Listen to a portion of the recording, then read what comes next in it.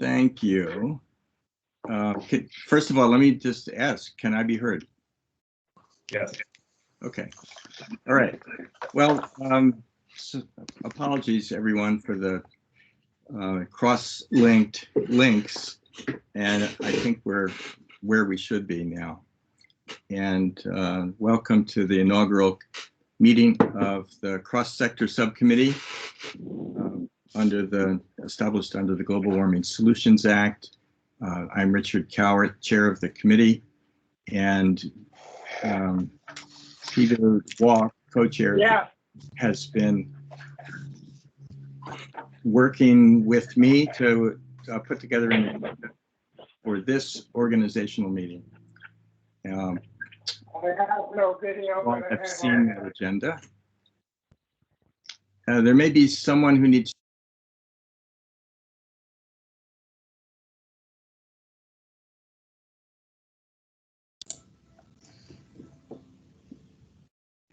Richard, I think you muted yourself. There we go. Thank you. You all have seen the agenda. That's how you got here. And I think we're ready to proceed.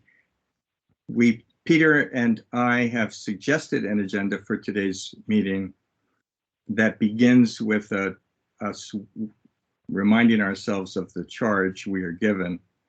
And then I would like to discuss how we can organize the work, the tasks that are in front of us to consider a wide range of climate solutions. We're going to be looking for task coordinators to lead our discussion on certain topics. And then we're going to discuss briefly the circles of engagement that the subcommittee will want to engage in to make sure that we are reaching out to experts and members of the public concerned about our work. A little bit of talk about subcommittee logistics, and then after a short break, Peter has agreed to coordinate a rapid fire discussion of policy ideas that we kind of know need to be included on our to-do list. But you all may have specific ideas that you would like to put on a list of things for us to at least start with a list so that we can winnow that down and talk about focused work on the highest priority topics. We'd like to talk about the agenda for the next meeting, which I think will have the opportunity to develop much more substantive presentations and discussion on the top thorny issues in front of us, including a report on the pathways that we have in Vermont identified multiple times now to reduce our overall emissions. At the end of the meeting, there will be time for a public comment period. And that's what we've got in front of us. I guess this is a good time to ask you all, members of the committee, are there topics that you think are missing from today's agendas, things that you think we should be addressing?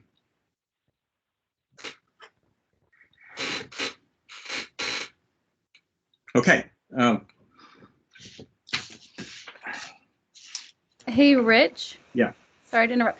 This isn't anything missing from the agenda, but it may just be helpful. It would be helpful to me, just as a reminder, like reintroducing the council members on this committee. And then I see some other, at least great folks I haven't seen from state agency staff on this call too. Like, just as a reminder, like who just reintroduction of the other state agency staff who are going to be supporting this subcommittee may just be helpful to like reaffirm like who's on this call in service of that we can lean on too. Reminder of council members and others would be helpful. So let's go through that. I can't see everybody's pictures, so I'm just going to apologize that I may not know who's here. but in terms of the members of this subcommittee, it's myself, Peter Walk, Liz Miller, Joey Miller, Jared, Jane Tierney is on the call, I believe, and Adam Knudsen. And I guess I should ask, I haven't seen Adam on the call yet. Is he here? Okay, thanks very much. So, Rich, June Tierney here. I just want to clarify, Ed McNamara is the designee for the department on the committee. I just am attending as a matter of courtesy today because it's the inaugural meeting and I wanted folks to understand that this is a priority for this commissioner. Ed is the competency factor at the department for the matter.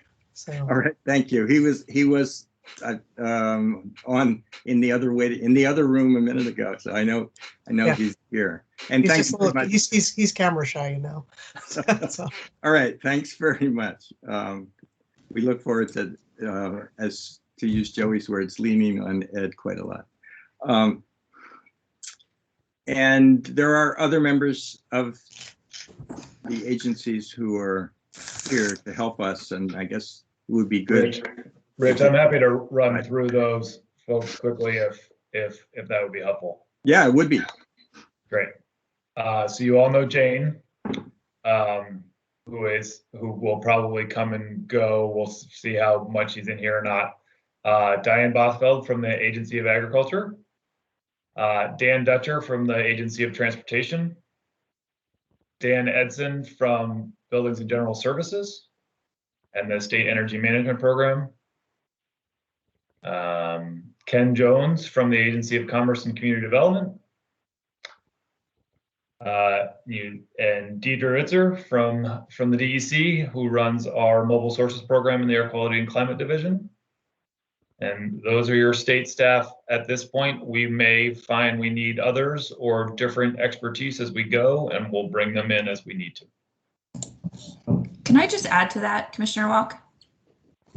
I just wanted to make one comment around agency staff, since there hasn't been, what I'm finding, a lot of orientation to their roles on these subcommittees from the people who suggested that they join the subcommittees. So I'll just highlight that we've been thinking about agency staff and support in various roles for these subcommittees, and I encourage you guys to have a discussion about that with their capacity to support the work, because they're here both as technical experts, but also to provide, for at least for the right now, some administrative support to this group. So thinking about their roles and responsibilities, I think, will be important for all of you as you move forward. I'll just echo along the vein of administrative support that we, the Global Warming Solutions Act staff in the central office, are hiring a program technician. That recruitment is about to start. I envision that person being able to support administratively with the subcommittees, also their work. But for now, Melissa, underneath the Secretary Young, can continue to help you post and warn meetings, as well as send team invites, as well as work with Renita Marshall, Commissioner's Walk, executive assistant, and they can figure out who's on first for what task.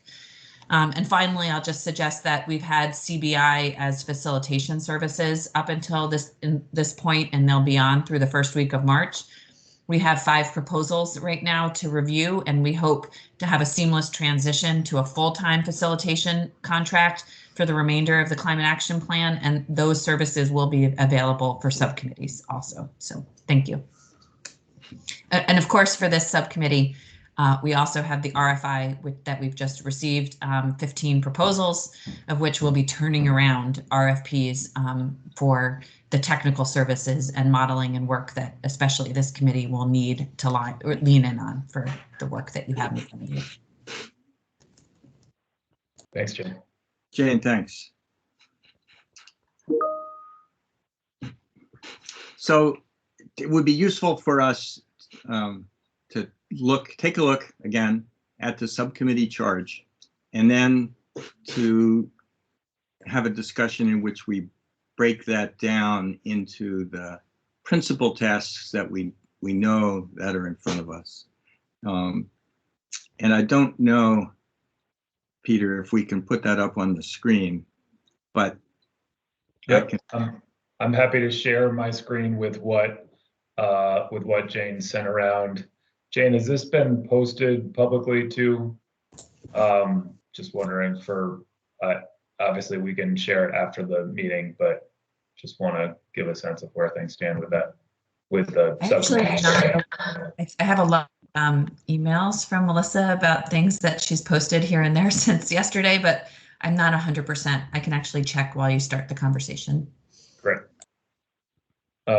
So for members of the public, thank you for bearing with us as we work through this and be as transparent and open as we can through this process.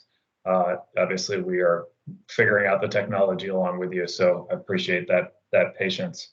I just wanted to walk through this with you quickly. I think that both the individual charge to our subcommittee is critical, as well as the milestones that are noted later in this document. Thanks, Jane, for putting this together. Jane and I discussed this yesterday. This is a draft for us to ponder and make suggestions to. I do think that there's probably useful I think we could spend all of this meeting wordsmithing exactly what the approach is, but I think it's probably most useful for us to start getting into some of the other substantive pieces. From my perspective, and I know Rich and I share this perspective, is that we are the subcommittee who's tasked with developing all of the policy recommendations for consideration by the full council to reduce emissions from all sectors of our economy. One open question that we have to work through with the ag and ecosystem services piece is where the ag space falls. But I would say for the time being that there'll be some overlap, but that the overall responsibility falls with us. And that's one of the reasons why Diane's here, and we're really supportive of that and grateful for her help. That is the sort of defining feature, right? We need to come up with a series of policy recommendations or a slate of policy recommendations that meet the enormity of the tasks in front of us, which are the requirements that are part of the Global Warming Solution Project. So that there's been some question about that piece. To me, it's specific policies. We may recommend a slate of policies that goes beyond the requirements to provide options to the full council, but we can't fall short of that requirement. And I think that's a key feature for us to think through. So are there, from the council, in reviewing what Jane sent around, were there any major questions before we talk a little bit about the milestones? And so, Peter, yes, let me just emphasize a couple of things as from working from the top down. In the first line, I'm emphasizing something that you just said. Comprehensively identifying is the mission of this committee. Now, I recognize that the other subcommittees of the council will be developing a number of recommendations, and we will need to coordinate with them to make sure that we're not, reinventing their wheel while they're doing it. But we will be, it will be necessary for us to coordinate a complete package of recommendations by the end of the process. Also in the first paragraph, I think it's worth pausing for a moment to note about at the end of the first paragraph, the evaluation through an economic analysis to determine economic case and relative cost effectiveness. I think it's realistic for us to understand that in the time frame we have, we will not be able to do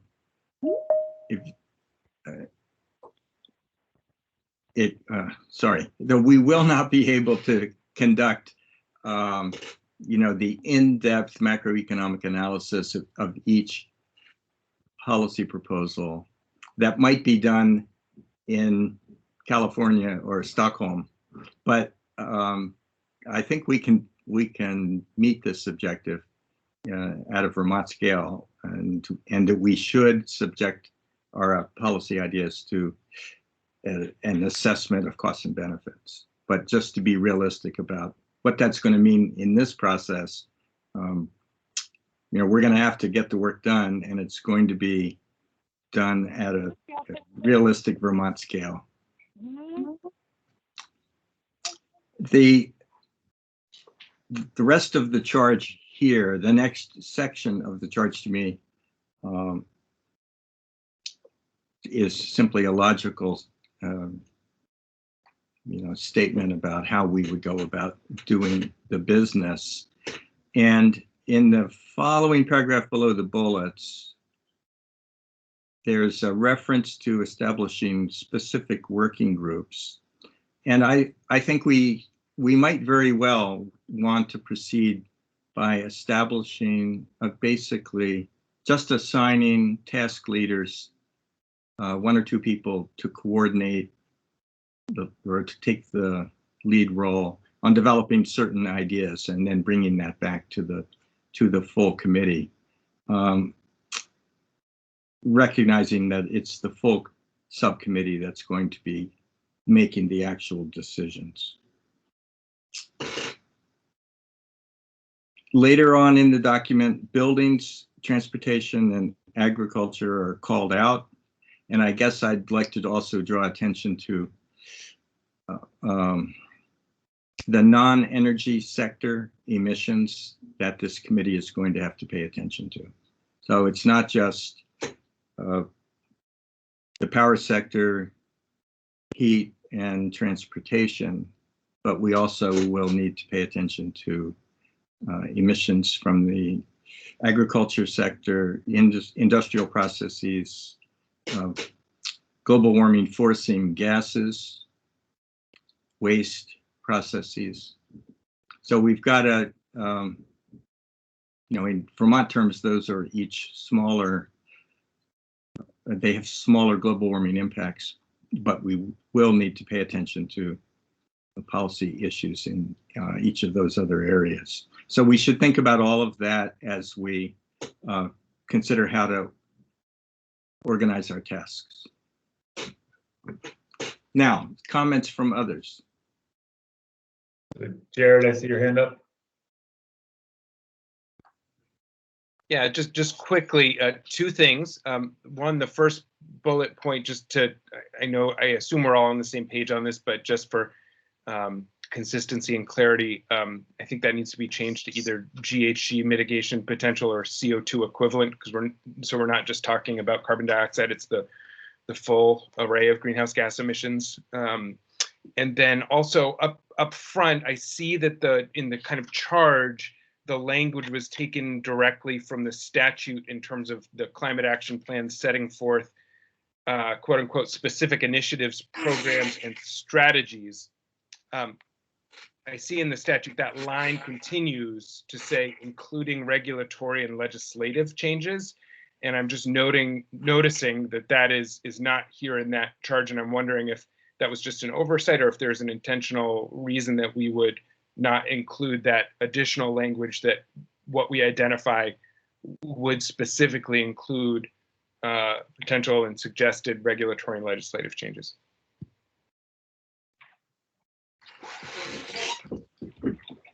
Well, it's certainly my expectation that we would need to somewhat specifically note where legislative changes would be needed to implement the policy and program ideas that we're putting forward. So I'm not sure why the language isn't there, but certainly. Right. I think we have the opportunity to refine it. I would assume good intent from Jane in her attempt to try to make it plain language, not easy to go from statute to words often. So I appreciate that. I think your points are good, Jared. I think the greenhouse gas piece is important.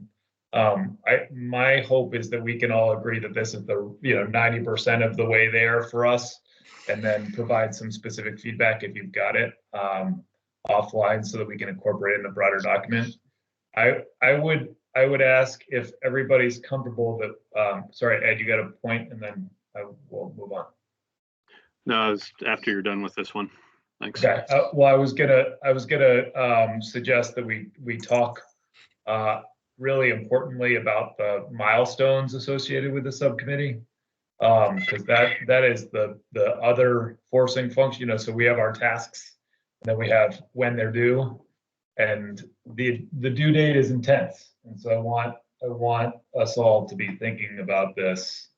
Where is that part? All right, major milestones.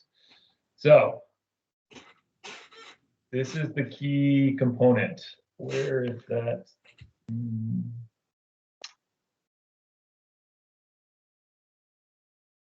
Draft framework and strategies for presentation to the council at its May meeting, including policy options and cost and equity considerations.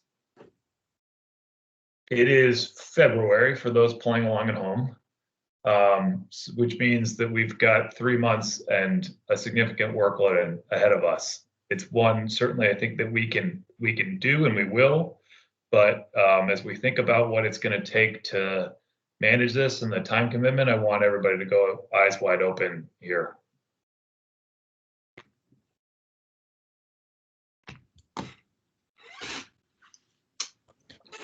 Thank Joey you. has their hand up. I think you can't see that when you're presenting, though. I can see Joey's hand up. Oh, okay. All right. Once I have all the participants raised, it doesn't not always work in just their screen, but yes, Joey. Well, I also don't want to get in front of Ed if you wanted to say something in relation to this, but I just. So Go ahead, Joey. Okay. Well, I guess I'm looking forward to digging into this more. I would say I agree with you. We have a lot of work to do. This is where, our focus on the hard pollution reductions required, obviously. But I would just remind us too, and I think we should pull from it to the best of our ability, that we have 2 Vermont-specific climate action plans, one under Governor Douglas and one more recent under Governor Scott. We have, 2 iterations of the Comprehensive Energy Plan. I think, building from that, obviously technology's evolved. We have this really important lens of really weaving equity in. We're going to look for that to be an iterative process, I think, with the Just Transitions Working Group. But I just wonder about how we might build from that foundation, and then the work that Energy Action Network and others have done, so that this becomes, there's a way to synergize that, to focus our conversation and to really sort of get towards the work that we need to do by May and beyond. And then, secondly, and this may not be the place to raise this, but I do think it is really important at some point to clarify exactly what the climate action plan requires by statute. I think 2025 and 2030, I think we can envision that. And I think those are our, more, near term targets. But getting to 2050, laying out a plan in detail, I think is not realistic. And this whole process needs to be iterative. So I just want to, at some point, really clarify that with the council and this subcommittee in particular about that, what exactly we are required to deliver in service of the statute. Thanks, Joey. Yes, we have lots to build on. I agree with you that there are, that does probably need to be clarified, and I frankly would look to the full council to do that. And Jane, maybe that's something to flag for Secretaries Young and Moore and the steering committee. I think, to me, that is something that we should take as marching orders from the broader council, as especially for me, not being an actual member of the council and being, I'd like that direction from somebody, in that role. So I hear you though. Diane, you have your hand up? Diane, this is Diane. Yeah, just questioning. I know the Ag and Ecosystems subcommittee is working on multiple things as well. Do they have a similar timeline, or do any of the other committees have the same timeline? And it sounds like, especially for the Ag and Ecosystem Services, that they're going to be rolling up thoughts and we're rolling out thoughts, and whose thoughts comes first. And so are we the wrap up and the cleanup batter to get everything ready for the big council, or are we coming up with a lot of our own ideas and subcommittees are throwing in their ideas? And so which one is it? Are we collecting from other committees, or are we striking off on our own? And maybe my question comes more with the fact that there's an Ag and Ecosystem Services subcommittee that will be generating ideas. And then I understand, I heard you saying, clarifying what the two roles are, but is that similar for any other subcommittees that will be rolling stuff toward us, or are they rolling things up to the full council and we're rolling up parallel tracks, or are we ever going to come together?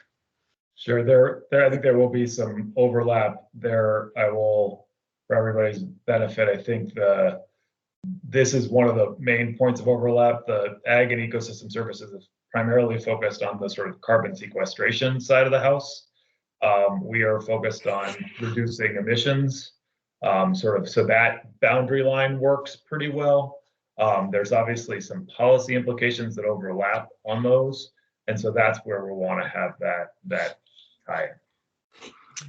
And to answer your other question, Diane, this committee will be rolling out its own ideas. And yes, we need to cross connect, as Joey said, with the work of Just Transitions to make sure that we're including that perspective and goal. And similarly with agriculture and forestry, we're going to be needing to cross connect there too on policy initiatives. But as Peter said, we anticipate that this committee would look at the emissions side and the other committee will look at the ecosystem services and sequestration side. Just so you know, I at the Ag and Ecosystem Subcommittee meeting just from 11 to 12, they feel very strongly that they would like to cover ag emissions. So I think that's forthcoming, that dialogue between the two subcommittees. Oh, well, then the steering committee maybe can make a recommendation on that. Yes. Thanks for letting us know. Ed, your hand is still up? Yeah, I just wanted to, this might be going into the next section here, division of tasks, but do folks have a sense of how the science and data subcommittee is going to be working with us? Because as I was looking at the bulleted list in here for our charge, the GHG mitigation potential is actually not as straightforward as it could be. You know, one of the big questions that we, the Department of Public Service, have been raising with the PUC is a heat pump has different GHG mitigation under an efficiency Vermont incentive compared to a tier 3 incentive. So we need to sort some of those issues out, and the sooner the better. So I don't know if there's already an idea of how we're going to be working with the science and data folks on that. That would be really helpful. Well, just like the Just Transitions group, I think that unlike the two other subcommittees that are out there, they're in service to the subcommittees like this one to help you do your job. So I think that will be really important to have cross dialogue between these two subcommittees early on. And then also with respect to understanding setting the science and standards with the contractors we use, I imagine that will be informed a lot by this group as well. Yeah, I think, Ed, your point is well taken, and one that we're obviously all considering. I think at some level, we all need to be comfortable making a set of assumptions and defensible assumptions so that we have the capacity to move forward. We're not going to get it perfectly right, but we're going to get an answer that we can defend. And if we need to make an adjustment in a future plan or to adjust it over the course of the year as we get more data, then I think it's only going to refine it in terms of scope and scale rather than direction. I agree with that. Jared, you have your hand is up. Yeah, just quickly on the question of process of collaboration and coordination between the different subcommittees that are going to have overlapping roles and responsibilities. I would just note that the draft process roadmap that has been kind of drafted based on some of the conversations the council has had and that CBI has put forward does explicitly note a suggested role, which I think makes sense for the steering committee to help periodically connect the co-chairs of the different subcommittees, so that to aid in that task of coordination and collaboration between them. I'm sure that Jane is thinking of additional ways as she, sees how these subcommittees are getting stood up. But I would just note that did explicitly get mentioned, and as a member of the steering committee, I'm happy to help take some of that connection and coordination, bring that perspective both to the steering committee and back to this subcommittee and science and data. All right, thanks. Maybe we should learn about some of this by getting more deeply into our work, the work of this committee. And I can tell you that in order to try and organize, your hand is still up, Jared? Do you want to put it down? That in order just to prepare for this conversation, I went back and looked at, I took Joey's advice. I went back and looked at the climate action report, which is the most recent version of the Vermont climate plan, and found that the structure didn't surprise me at all, and I found that structure is useful starting point for us to consider. So I'm just, if you don't mind, I'll just lay that out, and then we can discuss what refinements you might want to make to it. But the major categories of policies that were considered in that report were number one, power production, distribution, and use. Number two, buildings, and I would reframe that a little bit, just say buildings and heat.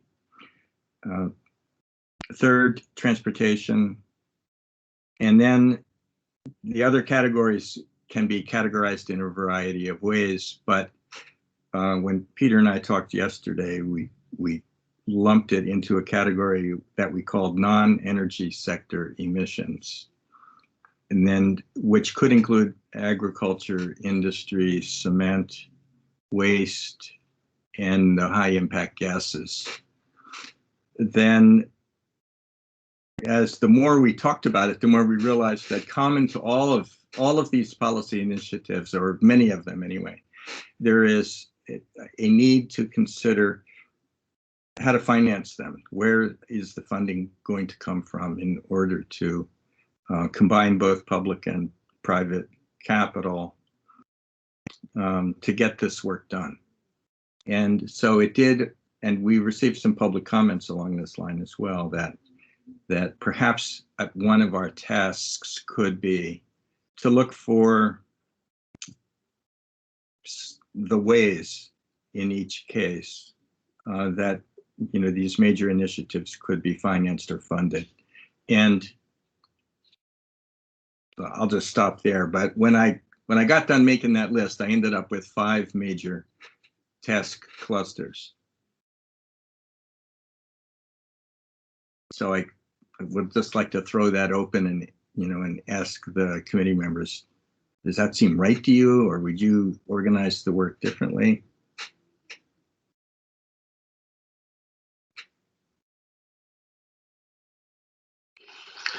Yeah, this is Ed. Building on what Joey said earlier, the 2016 CEP sort of follows that general structure already about focusing on the 3 primary sectors and then non-energy sector emissions, although barely touching that one. Obviously not as much focus on that. And the department's annual energy report in the last couple of years has also focused on those sort of 3 sector divisions as well. With respect to the point about finance, Clean Energy Development Fund has done some really good work with Energy Futures Group on some clean energy finance reports as well that we can, I'm not sure if we're going to have a resource library available, but I can drop links in there. Okay, thank you. I'm gathering from the people's faces that there's this thoughtful assessment of this list, and so far, no major problems. Let's put it that way. So let me just take this to the next step, recognizing, I'm going back to Peter's warning that we are under the way things are currently planned. We are urged to have a candidate list of major policy proposals by May. And these are the topic areas that we know we need to cover. And we recognize that by May, they're not going to be fine-tuned. They're going to be sketched in a draft form, but they need to be coherently understood. That suggests to me that we need to divide up our work into a number of tasks that could be clustered in these 5 ways. And it would be useful if we had a 1 or 2 members of the subcommittee who were interested to be task coordinators in those major areas. And then we could recruit state agency experts to support those task leaders in a process that I would call a process of idea development and outreach to other experts, advisors, stakeholders, so that they could then report back to the subcommittee. Here's the idea that we've been working on. Here's who we've talked to about it. Here's how we think it could be structured, and at which point the subcommittee as a whole would then be in a position to discuss it in more detail and and put it on our menu, or put it on in the waiting room for the menu, as depending on what we think about it. But that we're not going to have time I'd say it. We're not going to have time in a meeting like this to do all that work. We're going to have task leaders who are talking to people to develop those ideas. So it's, I think, premature right at this minute to figure out who should raise their hands to be responsible for what. But what I would like the subcommittee members to do is think about those 5 topic areas and think about the 1 or 2 topic areas that you would most like to work on, or perhaps be a lead or co-lead of a discussion, and send that to Peter and me in the form of an email. And then what we'll try to do is try to sort through everybody's preferences and say, okay, well, we think you should bear down on this topic area. Is that okay with you? Peter? So I wanted to mention one thing, Rich, before so the 5 areas are areas of sort of known confluence of ideas. I think there are lots of going to be other ideas that come forward that are either economy-wide or don't fit into one of those buckets that we can converse about directly here, and that I would assume it would be the responsibility of the presenter of that concept to do some of that outreach and some of that work, and we may send them back out to do more. But I just wanted to flag that as a way so that we don't prevent other good ideas from coming forward that don't fit into one of those buckets. But I am very supportive of this breakdown. I think we are going to be too small a group to have separate groups with beneath it, and more sort of a fluid process that would work better. So I appreciate that. Okay. So please give it a thought and just send me an email. Let's me and Peter know what you're thinking, and then we'll try we just have to scratch our heads and figure out how to ask people to do things. Frankly, that's really how it sugars off. We're going to have to ask you to do things. All right, thanks a bunch. Peter, you've also got, maybe we've just touched on it, a point about subcommittee process and logistics. Any major points for you or Jane that you'd like to, alert us to? Yeah, so I think my primary interest was to stimulate a conversation here about what we think, how often we think we need to meet in plenary session, right? We're gonna have lots of work to do as members and as leads of drilling into the policy work and engaging those circles that we've talked about. And so just, sort of my perspective is, given the time frame that we have, we need to meet regularly to stay on task. But that we know that the bulk of the idea, sort of in this early stage, especially as we're doing the wide lens look at what's out there, we need a fair amount of time to work outside those hours. And I'm cognizant that most of the members of the subcommittee are volunteers in this capacity. Thank you. So thoughts about that? It seems to me that we shouldn't go more than 2 weeks without reconvening, but that meeting every week would perhaps chew up too much time compared to the time we would want to spend on tasks. So how does that sound to y'all?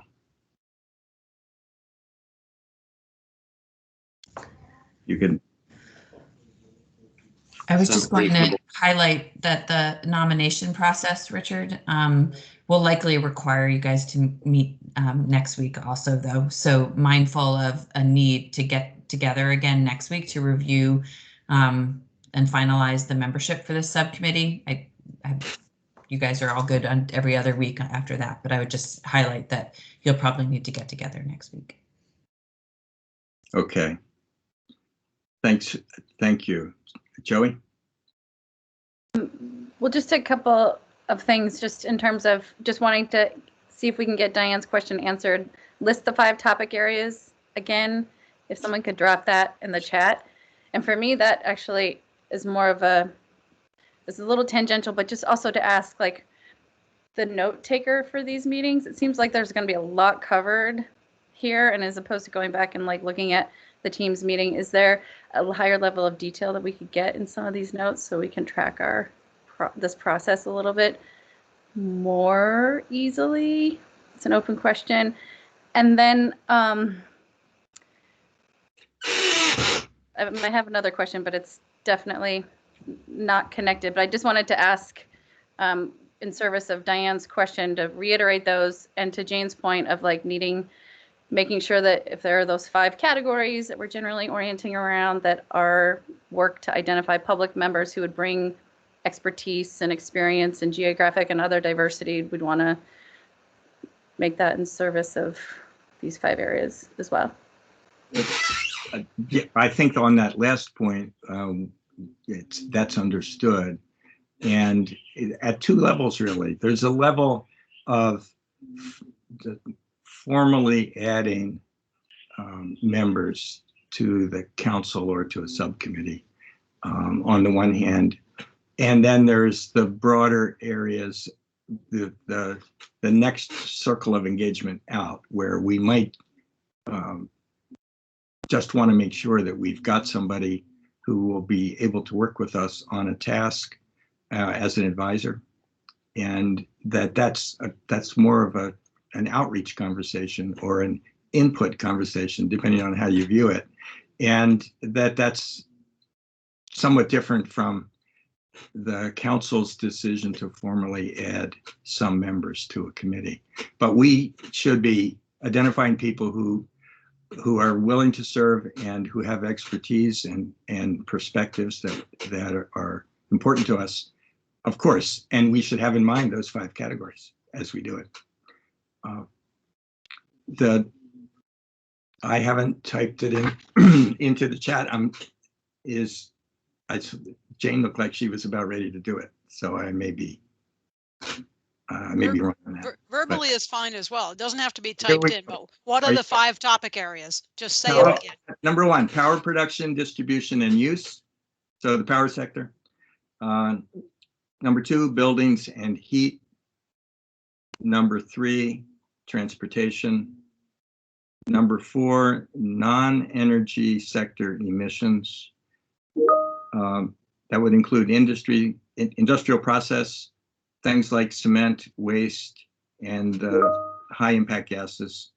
And also, I'll put a bracket around agriculture because it sounds like there's a conversation to be had with the other committee about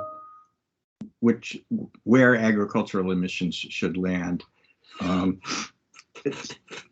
But that, and then the fourth one is what I've called finance, funding, access to capital. How are we going to pay for? Do we have ideas about how initiatives can be paid for? And recognizing that, of course, a very large majority of the costs of anything that's going to happen will be private capital.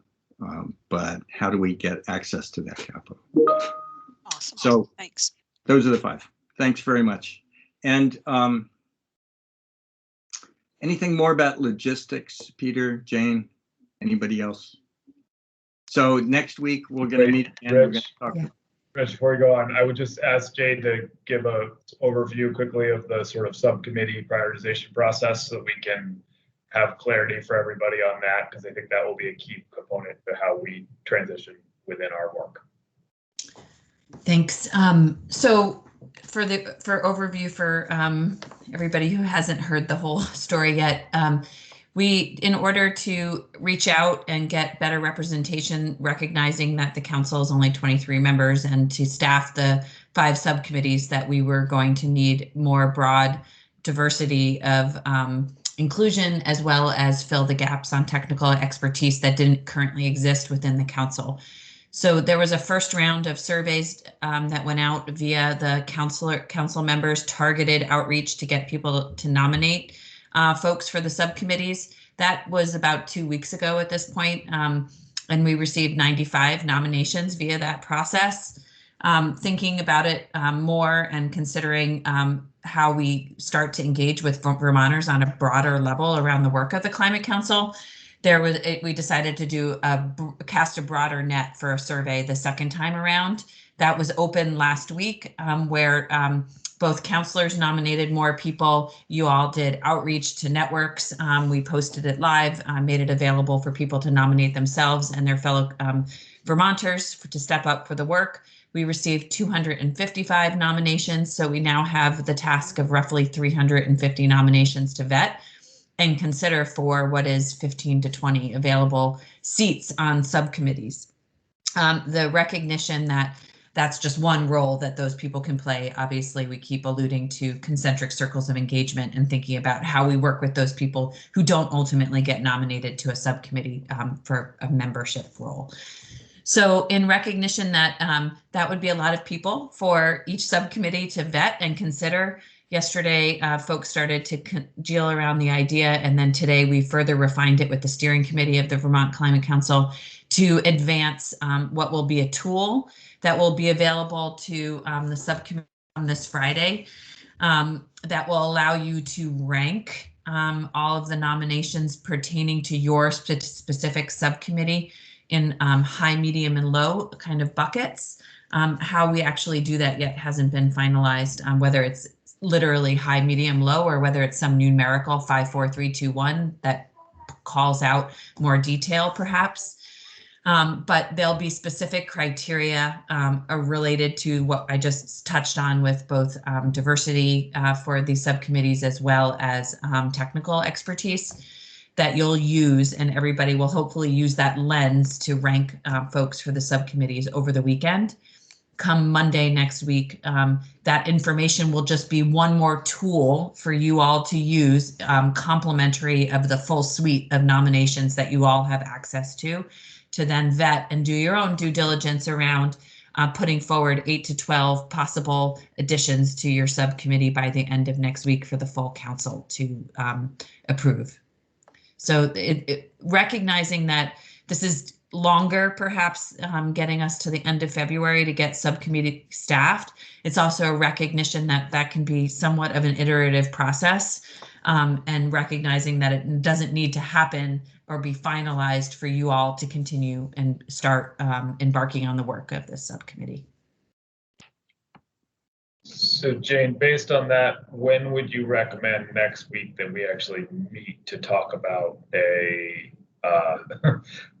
picking members of the subcommittee from the public?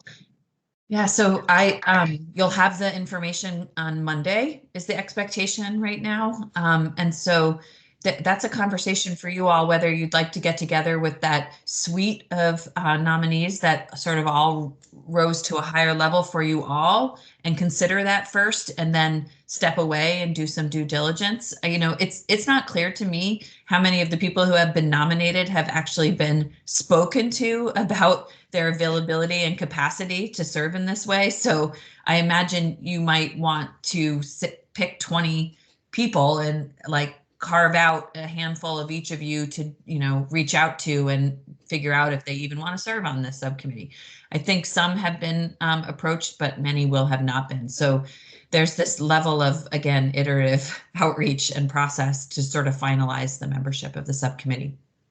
Thanks, that's helpful. Jared, before we go to you quick, I just want to, I guess I offer the perspective of this is going to take more than just if we think of ourselves as in the 8 to 12 size for a subcommittee and we're at 7 now, it's going to take more than those number of people to get this work done. And so I think I would encourage us not to get hung up on who's on the subcommittee versus who's part of the community we need information and expertise from. And say this to the public too, that's here and those who are on our meeting who are interested in sort of being a subcommittee member, that's not the be all and end all of how you participate and help us with this process. So. Yeah, I would reiterate that I expect that we will be engaging with a fairly large number of people across all of these different policy initiatives. And as Peter says, not to be hung up on whether a person is a member of a subcommittee or an advisor to a task group. We don't have time really to spend to worry about that distinction too much. I see we're just past half time of this meeting, and we had scheduled a very short break. People like to take 5 minutes, get your cup of coffee or whatever, and then come back. And Peter, I'll ask you when we come back to start to facilitate a quick session, starting our to-do list. Thank you. Sounds great. So it's 8 after the hour now. You want to come back at 1/4 after the hour? Let's do that. Great. Thank you. For those who are still listening, if you haven't thought of the ideas you want to bring forward, now's a break/brainstorming moment for you.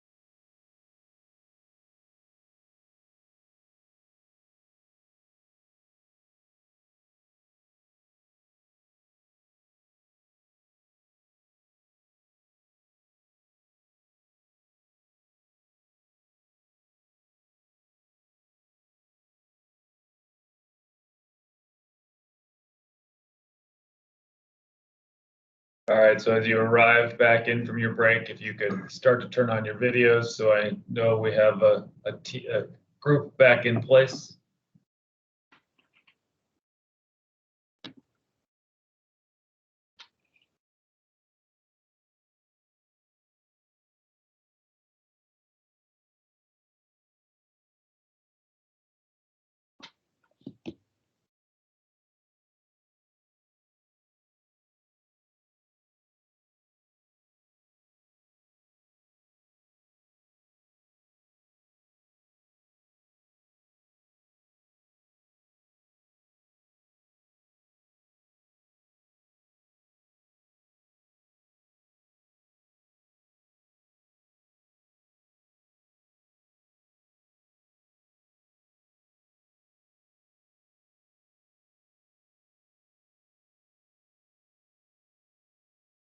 One more minute.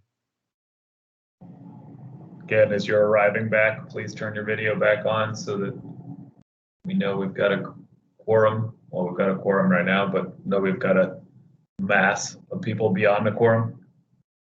That'll also, my tile gets smaller, so as I eat my yogurt, it won't be quite so offensive. So thank you.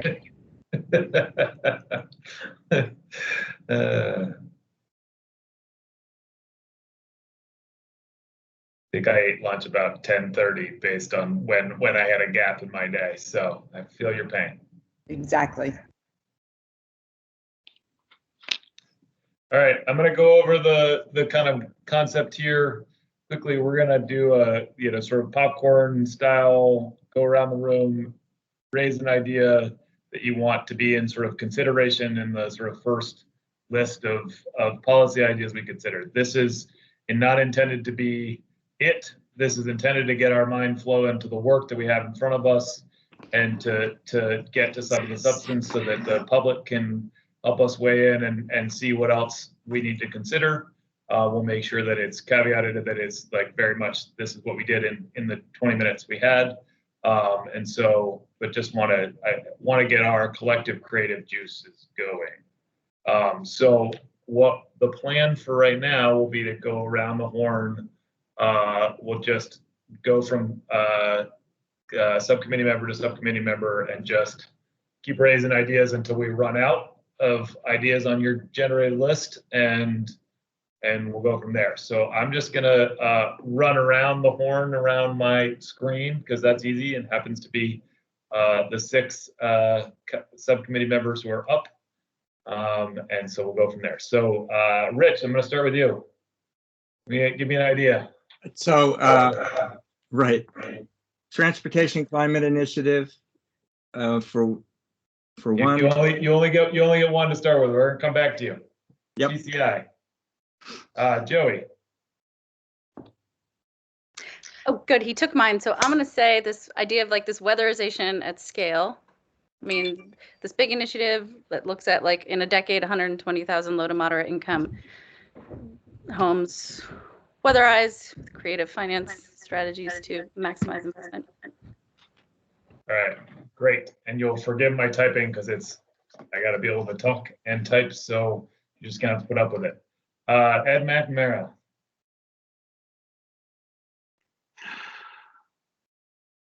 Two easiest ones are taken. I would say policies to encourage telecommuting. Essentially, another way of looking at it is how do we keep the positive GHG benefits of the pandemic continuing? Jared.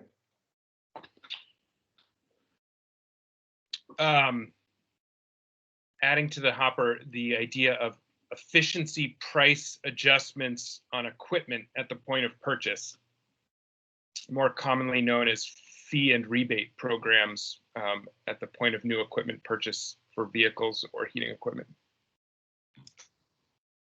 Great. Liz? I'll add what I guess I'll call infrastructure enabling. In other words, being able to actually make the transition, especially on the transportation side at the level of every Vermonter, I think is going to take some residential infrastructure and other work. So I guess it's a riff on TCI. It's TCI for the regional policy and funding, but looking at Vermont, how do we enable a comprehensive transition to clean transportation, both fleet and individual? All right, I'm going to add an idea that started to be chatted about. We've all talked a little bit about before, but it's the sort of holistic energy efficiency / energy switching counseling for residential customers, as well as the sort of funding and financing to support that. All right, Rich, you get another one. A clean heat standard for all providers of fossil heat in Vermont. All right, Joey? In service of knowing we need to electrify, some people say electrify everything. I say electrify a lot of things.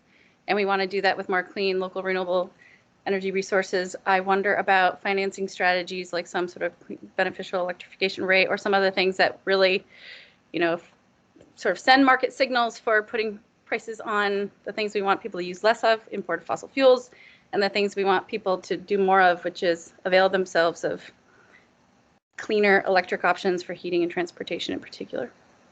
Great, thank you. Ed? Better training for DEI weatherization, given the dearth of weatherization workers at the moment. Did you say just training, or do you want to throw financial support in for that? Let's focus more on training. I think financial support is not quite as necessary for DIY type stuff. But. Yep. All right, Jared? A variation on what I said previously, but a different idea. Change out and scrappage programs. We've seen this both for kind of inefficient heating equipment like old wood stoves, also ideas around change out and scrappage around older polluting inefficient vehicles as well. So I think just that broad category of change out and scrappage.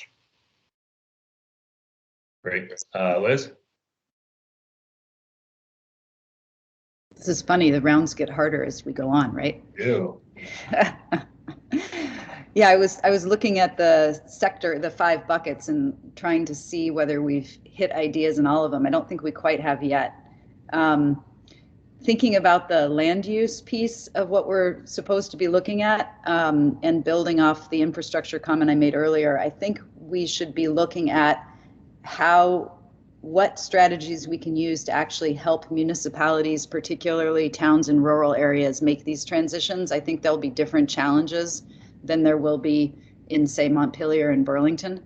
And we may need to kind of expand upon what sometimes is called the resiliency zone concept around how we do that.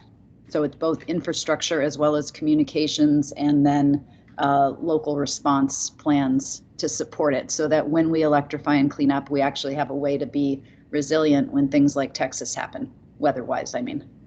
Yeah, I hope Texas doesn't happen for more. In all forms. I will just add, I think the other piece to that this goes to sort of Joey's statement earlier about being able to see 2025 and 2030 in front of us. Many of the changes that we're going to need to get to 2050 are sort of longer term structural changes to how we exist as a society. And I think keeping our eye on those sort of long-term initiatives so that we can seed those so that change is starting is there. So I will call it seed long-term land use changes. Rich. Okay.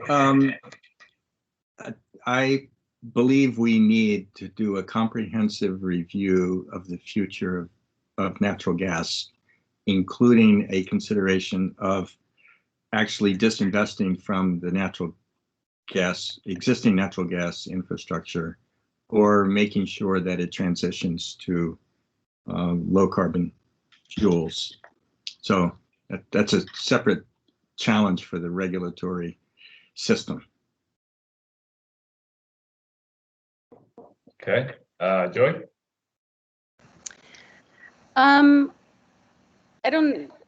Ed kind of raised this, but I think it's really important to be thinking about, which is like what's the workforce development strategy? I mean, the economic development opportunity of getting off of imported fossil fuels. We import every single drop that we use. We want to use less of them, putting people to work in the clean energy economy and weatherization jobs and you know, sort of like I'm wondering about, it's all sort of connected, but some idea of like a, you know, a blueprint for a clean energy, you know, economy. And that, from my perspective, there's ideas flowing out there related to like some sort of climate or jobs core. How do we put Vermonters who are civically minded, you know, into some sort of tiered, you know, jobs, you know, development approach? Like I know it's been talked about, like expanding our the AmeriCorps model program.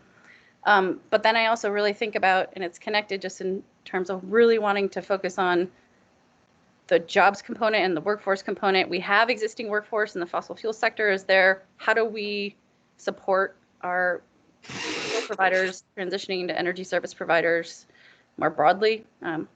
So there's a lot there, but I don't know where the economic development sort of jobs, sort of workforce-based approach fits, but I think it's obviously fundamental to this conversation. Agree. And to me, that's one of those bigger picture items that we need to keep our focus on. You know, it's sort of it's a supporting element feature for sure that if we don't do it, we will fail. So we need them to drive the market that way and provide the tools to support it. So Ed. Increased load management strategies to try to minimize electric infrastructure costs so that we can electrify. Great. Jared? Broadly, performance standards and consumer protection. What I'm thinking here is in the past when we've needed to phase beyond things that are harmful to human health or society, we either phased them out like leaded gasoline or said that we can't sell them in good conscience to the public anymore, like with asbestos containing materials. We're starting to see other jurisdictions like Quebec and California set dates certain by which they will not allow vehicles or pieces of equipment that are emitting to be sold. So Quebec and California set 2035 dates certain by which they will not allow non-zero pollution vehicles to be sold. So that broad category of performance standards and consumer protection around just increasing the standards of what can and cannot be offered for sale. Great, thank you. Liz? I think I'll put on the table looking at Clean Peak standard and how that could meld or mesh with our tier 3 here. You know, Massachusetts has something in place that wouldn't quite fit here, but looking at that and determining how that could get to some of the other ideas people have raised, including load control, incentivization. Great, thank you. I'd like to have us think about how we use some of the work, say, Efficiency Vermont has done to use their position to change some of the market in terms of the availability of equipment as a huge factor in what we're capable of feasibly making that transition in Vermont. All right, Rich, back to the top. Specific policies to address high impact gases. We really need to have direct policies to address leakage and usage of these really high global warming forcing gases.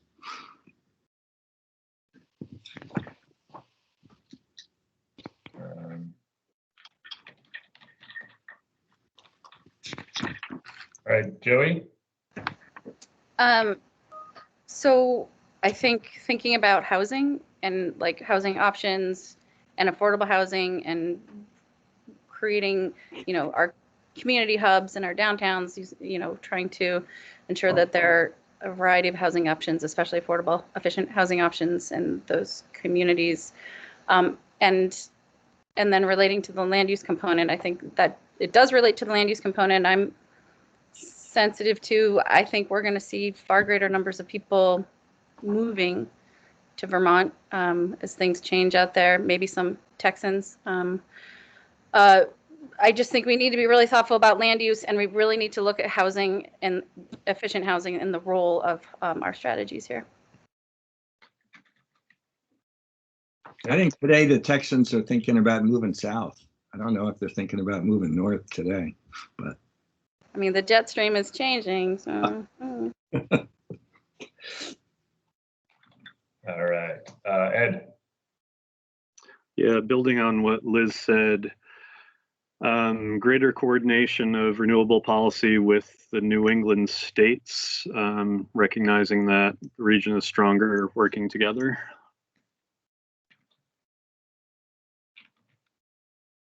Yeah. Jared?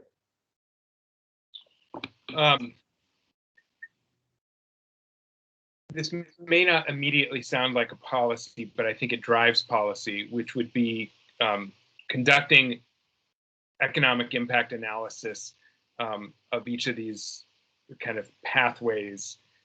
We haven't done that holistically yet as a state. We've done it for specific things like weatherization, where we are then able to see the health and jobs and dollar recirculation benefits, and the Agency of Commerce has done it on some other pathways with regard to consumer savings and keeping more dollars in Vermont rather than draining out of the state. But we haven't yet done that comprehensively in terms of, and I think that once we do, that will then lead to a more holistic accounting of the benefits and what to then encourage. So just to really underline comprehensive economic impact analysis for all of these pathways, which I know that, long-term, very detailed will take more time, but I think we can get started on based on a lot of the information we have at hand now, and that the Agency of Commerce has actually started thanks to Ken Jones's good work. Thanks, Jared. And Liz? I wonder, Jared, does that include kind of carbon per dollar analysis? Is that also what you're thinking? So that least cost, most impact, is that what you're thinking? Definitely, and I would just note, I'm looking at Ed right now, and I don't know if Philip is on the call, but the department has started with some really good cost of carbon modeling, but I think that will eventually need to be expanded to look at cost of GHG reductions. Right now, it's just focused on carbon, not all GHGs, and it's just looking at the direct cost to Vermonters. It's not incorporating some of the social costs and benefits with regard to health. So I think that's a great starting point, but it's going to need to be expanded to look at GHG cost effectiveness and a more holistic accounting of the true social costs and benefits, not just the direct ones. Okay, thanks. Sorry. So I'll totally second that. I 100% agree. And then getting back to the first thing I said about infrastructure at kind of the residential level for EV, I also think we need to really take seriously that we would like to avoid Vermont becoming a backwater with regard to electric vehicle transportation when it comes to kind of public charging infrastructure and the real challenge that we have because of density. The same thing we've seen with broadband, the same thing we saw with cable back in the day, and many other things. The economic case to put that system in place here will be tough, and I think we need to really take that on if we're going to make this transition. Can I summarize that into non-economic EV charging locations? Yeah, public benefit, public good, yes. For those of us who used to regulate pay telephones, let me tell you that we have some background in thinking about that issue. Yeah. All right, we're going to call it there. That was great. If you've got others, send them to me. We will figure out how to make this list dynamic within the structures of the open meetings law so that we can have that be part of an ongoing conversation. But this was really just to stimulate. And so as we start to go to our corners and think about specific pieces, we can have those bigger picture ideas and know where the expertise in this group lies. So thank you for that. That was really great. Thanks, Peter, and thanks everybody. I've got 5 more ideas I haven't even had a chance to get around to yet. I'm sure that others do too. So we should send them to Peter and me, or yeah, send them to Peter and me, and we'll coordinate the list. We have a few minutes to discuss how we would like to organize not our next meeting, which I think will focus on the membership question and the outreach question, but the meeting 2 weeks from now, that where we would organize ourselves around the major substantive work. And let me toss out a couple of ideas that Peter and I chatted about yesterday, and then ask you all for suggestions on what we should have on the agenda for that meeting. It seems to me that hearing a report on or from the last Climate Action Commission would be a good one of the starting points we could use, to organize our thinking. Probably everybody, I mean, Joey, you were on the commission. Peter, you led it. Anybody else here on the subcommittee was involved in that? Jared was. Yeah. So, we have a lot of familiarity with it. So perhaps we don't have to spend a great deal of time diving into it. But on the other hand, because of your familiarity with it, you're in a good position to help us, sort of with a starting point that isn't ground zero. And that would be really helpful. So I would suggest that we find a way to, efficiently put that document and its recommendations in front of us. Second, pathways. We really need to be faced with the numbers. What is it that we need to achieve? And there has been a lot of analysis done by the department, by EAN, by others on what it will take within these different sectors to put us on the right path. And I'm recognizing that the legislation is very specific in saying that each sector has to carry its own water here. And we can't just do what we've pretty much done for the past decade, which is to say, well, we'll clean up the power sector and hope that gets us where we need to go. Obviously, that's just not the case anymore. So that's the pathways discussion or presentation and discussion seems to me to be a next topic. And third, after hearing back from everybody, which task discussions you would like to be involved in, we will have a conversation about what we heard from you all and how we think that might be organized. Those are 3 topics that I know I believe we should talk about. And let me ask you all if there's other topics that you'd like to put on the list for next time.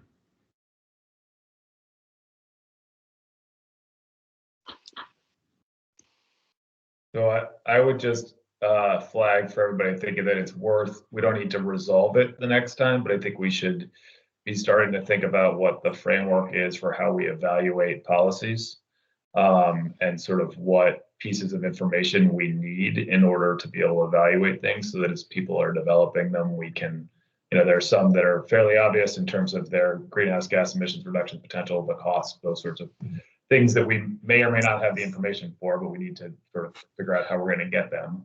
But they're the equity considerations, other things that we want to include in that analysis, we should talk about next time, so that it's first and foremost right at the top of our mind as we're going through things. Thank you. And that it may be that we should explicitly ask ourselves, what do we want to ask the Science and Data Committee to do for us? And similarly, what do we want to ask the Equity Energy Justice Group to do for us? And how would we vet ideas through each of those committees? It seems like a good topic right off as we start the substance. Yeah, Peter, are you thinking essentially that we would come up with metrics of the different things of how do you look at the cost effectiveness? You know, what are the appropriate metrics there? What are the appropriate metrics for GHG mitigation? What's the appropriate metrics for equity? And then essentially ask those subcommittees to help us define that and then bring it back. Yeah, I think you named it right. The fact that we need to have that information is the key piece. And we have these subcommittees that are set up to help standardize that across the work. And we should leverage that. And Jane, it's my understanding that Science and Data is going to be working very closely with whoever is brought on to do some of that data analysis, and so that they can drive that work. And so we can take that we can tell everybody what our information needs are and hand that off, then we can focus on the part we can control. That's my understanding too. That all sounds great. All right. If folks have, after this meeting, if you come up with ideas that you'd like us to consider for the agenda, just send me a note about that. And just have in mind that we're going to search for a time 2 weeks from now when we can all get together again. I guess I should ask, is this date and time in general good for us to stick with? It's useful if we can find a pattern. If not, I'll ask staff to, circulate a doodle poll to ask everybody, in general, what would be a good time for us to meet. Peter, do you have any sense of whether 2-hour blocks are the right amount of time, or do you think we should look for spaces where we could go to 3 hours?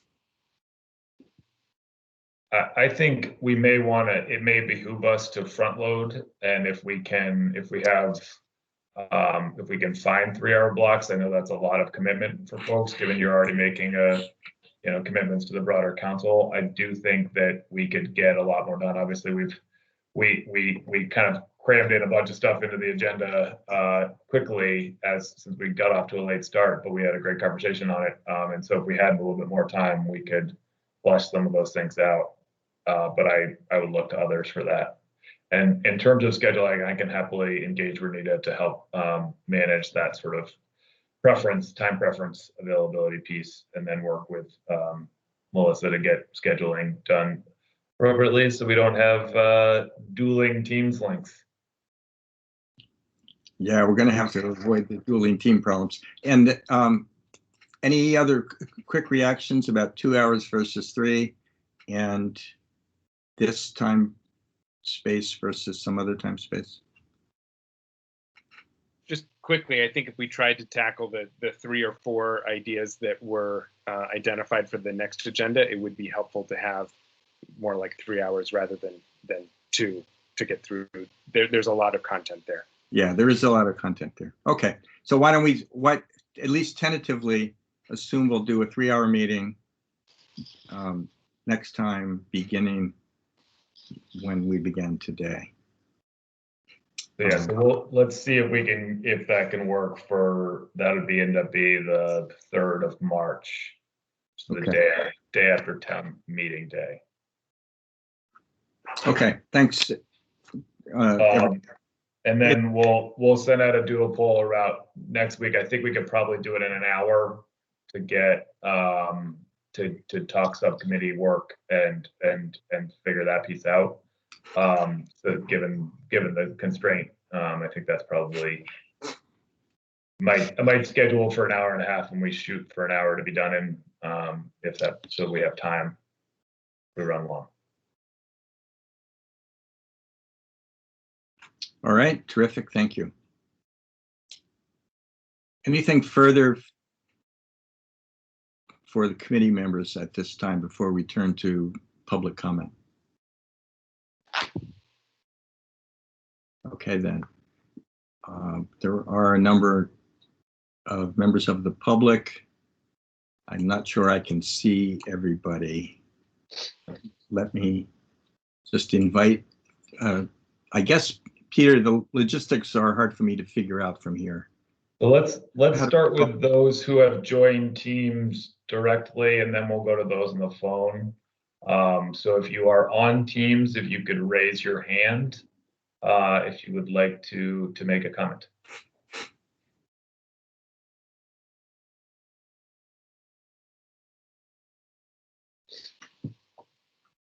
I see a hand from Rob Lamert. Somebody, Rob is muted. Is there a way of unmuting Rob? I think the host has to do that. There you go.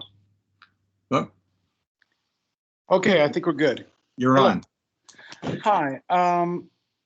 I would really like to be a member of this subcommittee, and I've submitted an application, and I hope you give consideration to my background.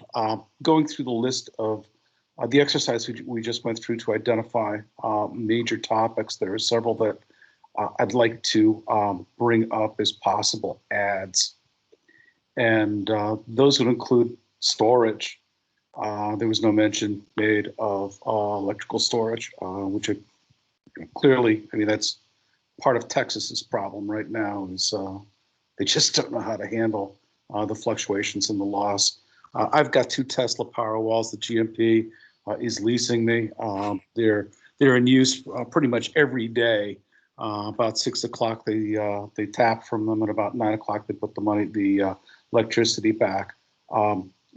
There must be more. There is more storage capacity that's available beyond the batteries that are available today. But I think that that's something that that needs to be considered. Now, I would also like to bring up what I have been focusing on professionally over the last several years are methods to sequester carbon, replace fossil fuel based carbon sources, and generate ecosystem service payments using the natural resources that we have in Vermont.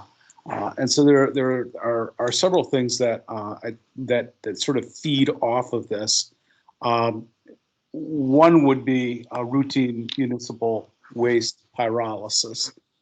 There's so much tree debris that's scattered around, and as wonderful as it is to have these piles of chips, they're not being used, and they're going to deteriorate and end up forcing back whatever greenhouse gases are contained within them is just going in the sky.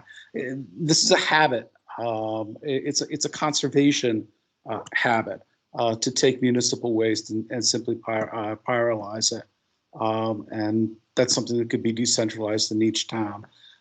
There is also a possibility of well, there are processes that we take for granted which do not figure into our greenhouse gas inventory in a discrete way, that contribute fairly massive amounts of CO2e to the scheme of things. For example, City of Burlington has a wastewater treatment plant that processes and produces about 10,000 tons of cake each year and ships that 90 miles to landfill, where basically it sits in Casella's landfill. There are ways to dewater that on site, reducing the weight of that by about 70%, and then pyrolyze it using no external energy to turn it into pure carbon, which can in turn be sold. That idea works on a large scale, relatively large scale for a town like Burlington. It also works on a very small scale for remote facilities, such as the remote buildings. I hate to use this example, but it's a good example, like prisons, where there's large amounts of municipal of sludge being produced that could be pyrolyzed on site. When you do an LCA, the process of transporting it, paying a tippage fee to get rid of it, and to calculate the carbon, the CO2e, which is generated by transportation, it's a pretty significant number, and I think that's a good target. Rob, I want to give the opportunity for other people to provide their. I'd like to just restate that it would be. I mean, I've got a perspective due to connections internationally, and I'm very familiar with work that's being done all over the world. And there are things that don't get discussed very much in Vermont, and some of them may sound kind of crazy. But you know, if we could look for ways to take fossil fuel products out of things that we take for granted, for example, to replace the fossil fuel ingredients in asphalt and replace that with biocarbon that comes from waste, we would be sequestering a lot of carbon, for which under the law as it is written is an alternative compliance mechanism, and that carbon has a value. And that can go to pay for a lot of programs. Now I'm going to shut up now because there's a lot that could be discussed here, but there are what I've heard so far, and it's great. It's a good recital, but it's very closely related to the last time we did this exercise, and not much progress has been made. And we're missing, for example, the emergence of things like hydrogen, which is coming right down the pike. So when the time is right, I'd like an opportunity to speak at greater length. Thank you for your patience. Thank you. Jeff, forward. I want to thank you for your time and effort on this. You know, I think it's a testament to Vermont that you have on your panel, and you have people who want to participate that not only have national prominence, but international prominence. And I suspect you'll have no shortage of ideas on how to address this problem. And it's a big problem, and it's a complicated problem, and you're going to have a lot of ideas to deal with. I think in this case, which is contrary to a lot of things that I do, in this case, I think fast is more important than exact. You know, we are quickly running out of time. The last comprehensive energy plan, you know, set a deadline at 2050. It's now understood that we have, you know, maybe 7 to 9 years to get a handle on this. And what I encourage you to do is to keep that in mind, keep moving forward, and understand that by definition, you won't get it exactly right. But it's worth starting.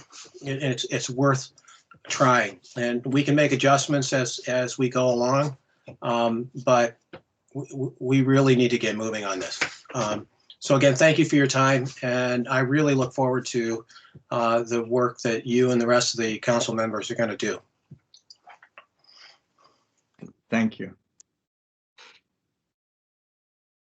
Any others? Any additional comments from council members?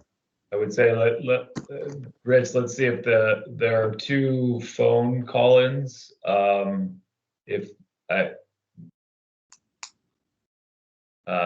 either of them would like to make a comment, there's a 571 number and an 802-289 number.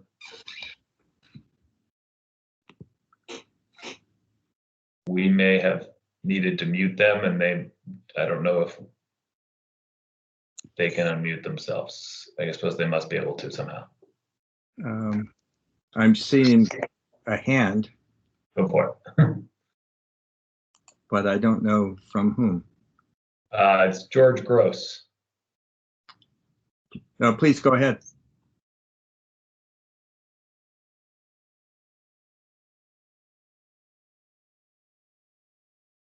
George, you're muted.